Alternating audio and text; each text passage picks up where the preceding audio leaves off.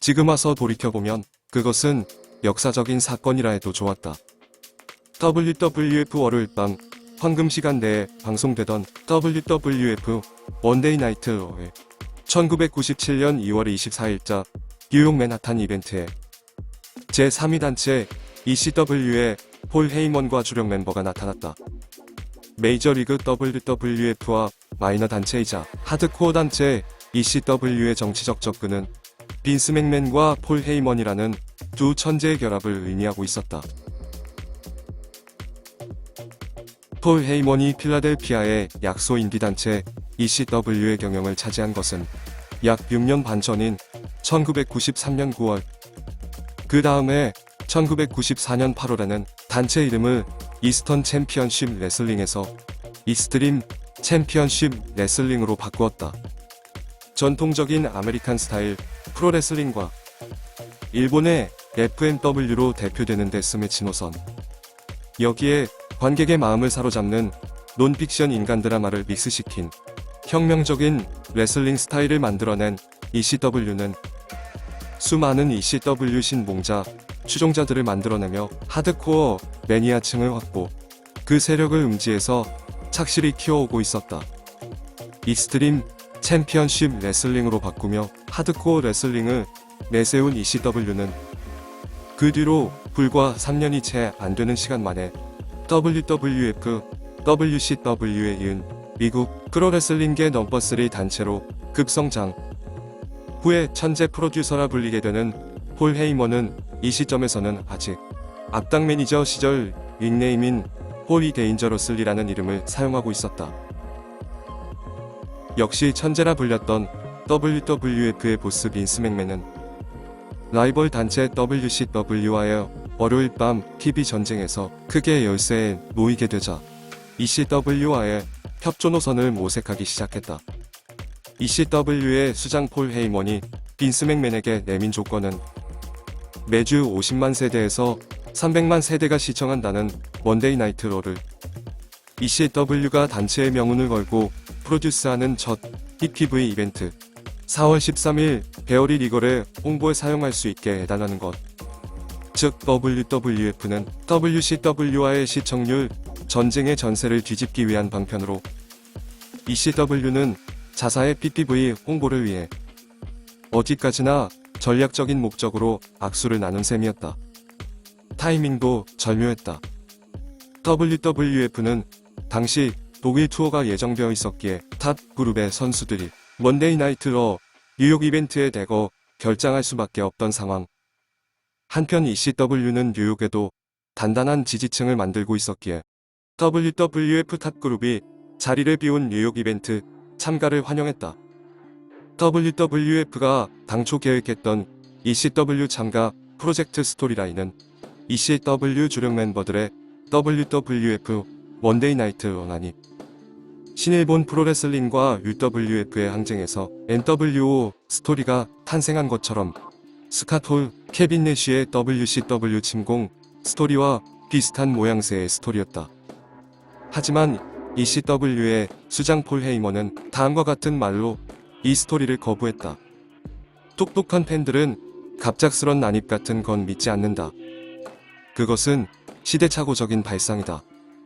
우리 서포터들을 실망시키고 배신하는 일이다. 폴 헤이먼은 안입이 아닌 어디까지나 게스트 출연이자 방송 강탈이라는 형태로 ECW의 주력 멤버들을 등장시켰다.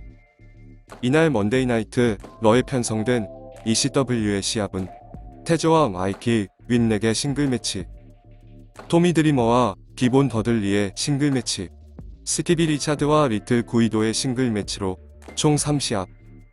여기에 각각의 시합에서 샌드맨, 버버레이 더들리, 사부, 레이븐이 난입이라는 형태로 출연했다. 시합 출전 후에 페리 세턴과 크로너스의 디 일리미네이터즈, 블루미니, 슈퍼노바의 BWO 같은 ECW 오리지널 캐릭터들도 게스트 출연했다. 폴 헤이먼도 이날 게스트 해설자로서 빈스와 나란히 중계석에 앉아 ECW에 대한 예비 지식이 전혀 없는 빈스 맥맨에게 ECW가 무엇인지 각 선수들의 캐릭터는 어떤 것인지를 자세히 해설했다. 먼데이 나이트 러의 정규 해설자인 제리 롤러는 방송 도중 ECW와 폴 헤이먼을 향해 막장 인디단체 레슬링 레벨이 형편없다라며 비난에 가까운 부정적인 코멘트를 연발하면서 중계석에서 폴 헤이먼과 말싸움을 벌이는 장면이 몇 번 보여졌다. 프로 레슬링을 오랫동안 보아온 팬들은 빈스 맥맨, 제리 롤러, 폴 헤이먼에 의한 날것의 토론 장면을 보고 WWF와 ECW 협력 노선이 이날 하루만을 위한 것이 아닌 연속성이 있는 프로젝트라는 것을 알아차렸을 것이다. 또한 ECW 하드코어 무브먼트를 초기부터 지지해온 매니아층에게는 헤이먼과 빈스가 나란히 앉아 대화를 나누는 것만으로도 혁명 그 자체였다. 뉴요커였던 두 사람 모두 사실 이것이 첫 대면은 아니었지만 말이다. 한편 ECW 주력 멤버가 게스트 출전한 2월 24일 먼데이 나이트 러의 또 하나의 빅 서프라이즈는 격투가 켄 샘락의 등장이었다. 샘락은 이날 오후 코네티컷주 스탠포드의 WWF 본사 빌딩을 방문, WWF와 3년 계약의 합의, 변호사 입회하에 계약서에 서명했다.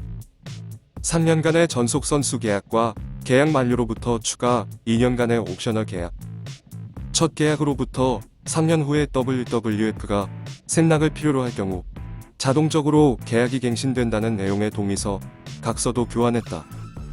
따라서 이 시점에서 샘락은 이미 WWF 전속 선수가 된 셈이었지만 빈스 맥맨과 제리 롤러는 방송 중에 UFC 슈퍼스타 켄 샘락이 먼데이 나이트 러를 보기 위해 경기장을 찾았다 라며 계약 체결 사실을 숨겼다. 사실 샘락과 WWF의 협상은 매우 어수선한 분위기에서 이뤄졌다.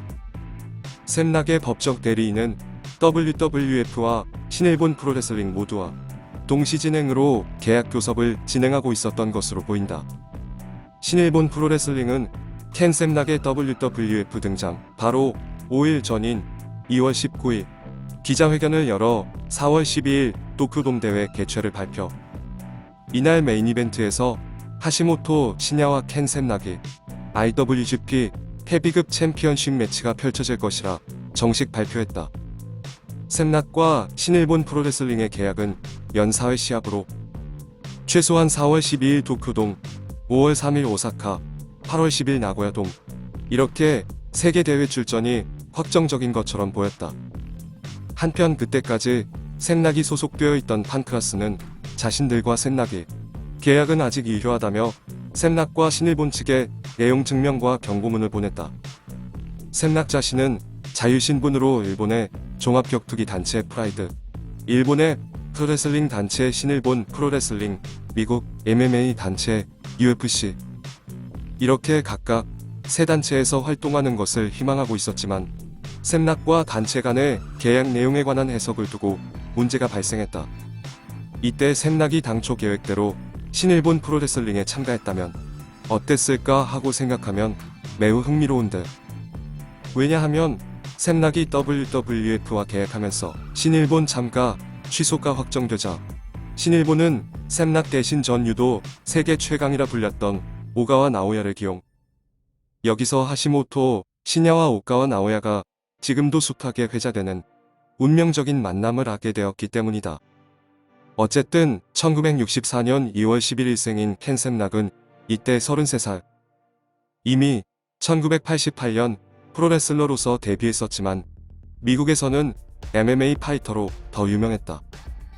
호이스 그레이시와의 싸움은 UFC 초기 명승부로서 지금도 회자되고 있다. WWF가 손에 넣으려고 했던 것은 샘락의 UFC 슈퍼스타로서의 이미지였다. 샘락은 이날 WWF 신입이 아닌 유명 스포츠 인사 같은 개념으로 등장. 당시 부인인 티나와 함께 경호원의 경호를 받으며 링사이드석에 앉았다. 빈스는 일부러 샘락을 관객들의 눈에 잘 보이는 곳에 위치시켰다.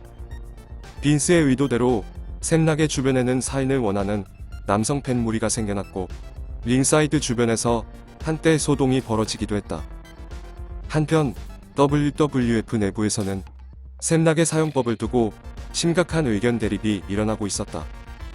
샘락을 WWF로 데려오는 데 가장 많은 영향을 끼친 것으로 알려진 브렛 하트는 샘락이 보통의 프로레슬링 시합을 한다면 그것은 전혀 의미가 없다고 생각하고 있었다.